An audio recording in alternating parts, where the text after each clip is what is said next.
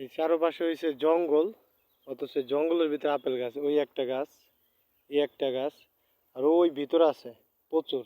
আর এইখানে দেখেন অবস্থা, এখানে অবস্থা দেখেন, মানে আপেল ছাড়া কোনো কিছু নাই। এগুলো সব আপেল, সব আপেল। দেখেন জঙ্গল, দেখেন আমার পায়ের উপরে, মানে এক এক ঘেরা জঙ্গল। হ্যাঁ, কি পরিমাণ হয়েছে মাশাল্লাহ, মানে হ্যাঁ, আপেল ছাড়া,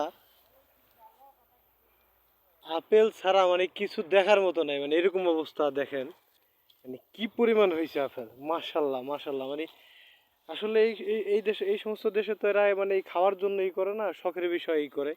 কিন্তু দেখেন এনে যতগুলো গাছ, এই যে একটা চেরি গাছ, হয়তো অনেক দিন জঙ্গলের ভিতরে, এখানে কেউ আসবেও না, খাবেও না, কেউ নয়। দেন ওই যে একটা গাছ আছে, ওই পিছনে অনেক গাছ, সব আপেল গাছ, কোনো পরিষ্কার পরিচ্ছন্ন নাই। আমার মনে হয় কত বছর ধরে এখানে পড়ে রয়েছে কেউ জানে না। দেখেন কি পরিস্থিতি। হ্যাঁ, এগুলো সব আপেল, হয়তো এখনো ম্যাচিউরড হয় না, এগুলা ম্যাচিউরড হয়ে যাবে ইনশাল্লাহ।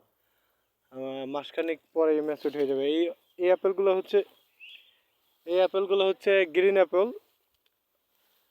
অস্ট্রেলিয়ান যে ছোট আপেলগুলো আছে আমাদের দেশে, যে আমরা অস্ট্রেলিয়ান আপেল বলি, সেই সেই আপেলগুলো, এগুলো কিন্তু খেতে খুব সুস্বাদু এবং খুব মজাদার।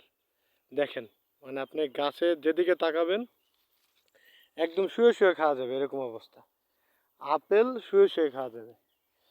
হ্যাঁ, বাংলাদেশে যেমন লিচু গাছের তলে বসে লিচু খাওয়া যায়, এখন আপনি ইউরোপের দেশে আসলে ক্রোয়েশিয়াতে এরকম শুয়ে শুয়ে খেতে পারবেন। ক্রোয়েশিয়ার ভিতরে আপেলের অভাব নাই, প্রচণ্ড পরিমাণে আপেল, মাশাল্লাহ। দেখেন, এই দেখেন, আমি যে বলছি, আমি কি মিথ্যা বলছি আপনাদেরকে? এই যে শুয়ে শুয়ে খাইতে পারবেন, এটা একদম মাটির সাথে মিশে আছে।